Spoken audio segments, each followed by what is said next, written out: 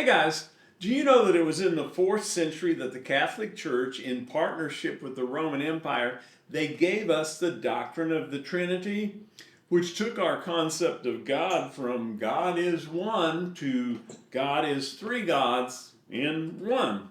And today, if you want to join the Catholic Church or nearly all of the Protestant denominations, you must agree with the rest of the believers and affirm that God the Father, Son, and Holy Spirit, they are one. And you and I, we ain't.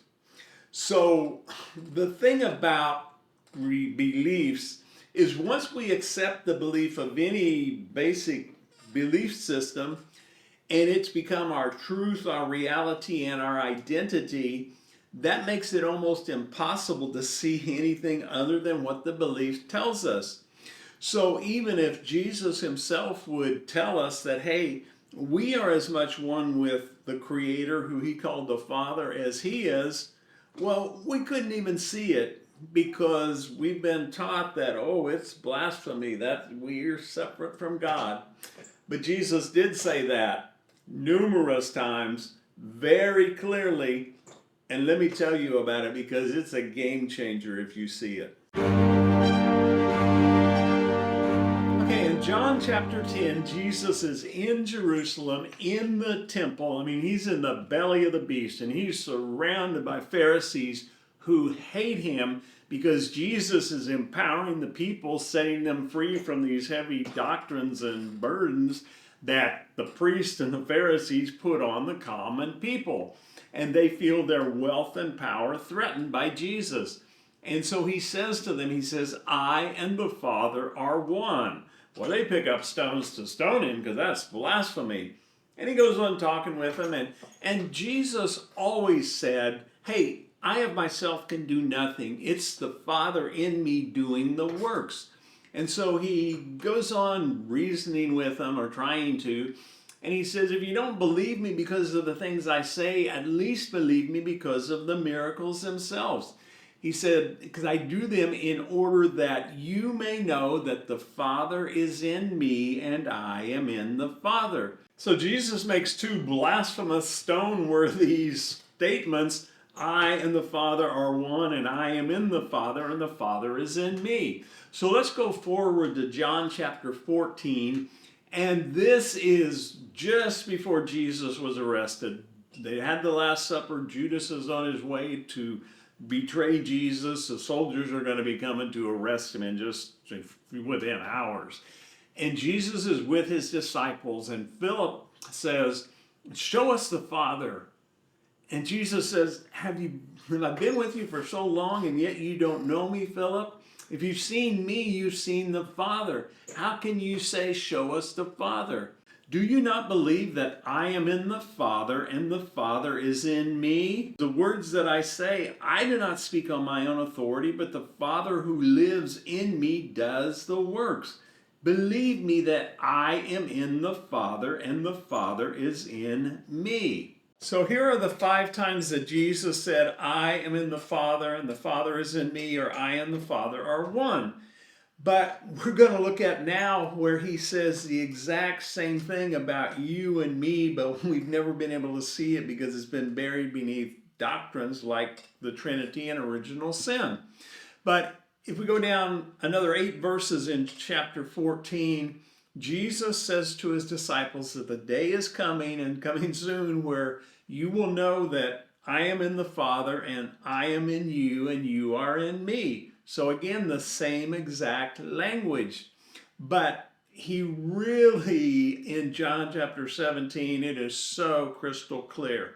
And in John 17, he's praying his final prayer for the disciples and for us before the soldiers come to arrest him. So this is crucial what he says.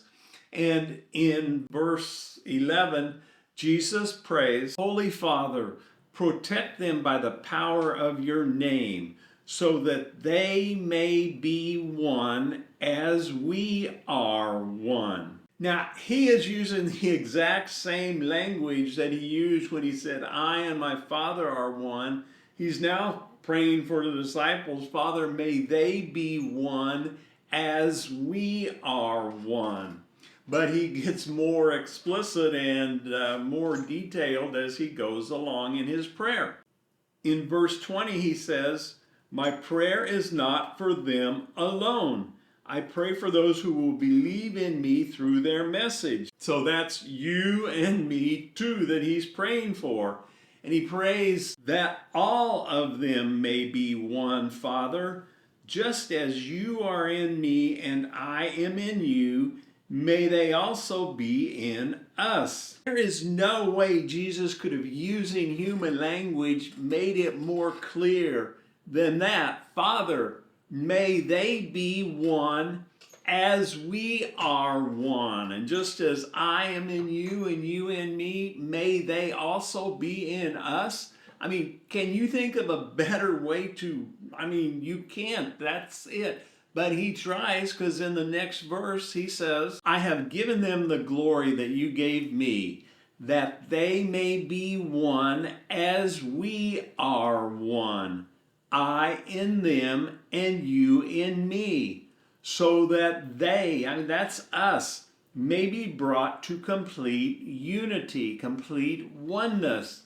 And Jesus ends his prayer in verse 26 by praying that the love the Father has for Jesus himself may be in us, and that he himself may be in us. So I don't know how anybody can read those scriptures and not see that Jesus is talking about non-duality and our oneness with God, unless it's like, well, I don't care what Jesus said, I believe the doctrines of Christianity. But if you think about it, most religions, all the Eastern religions, Hinduism, Buddhism, Taoism, experience oneness with God. Most indigenous cultures all around the world, including Native Americans, believe in like a great spirit that we're one with. The Christian mystics, Gnostics, they believe in oneness. And quantum physics today makes it very clear the oneness and our entanglement with God, if you want to call it that.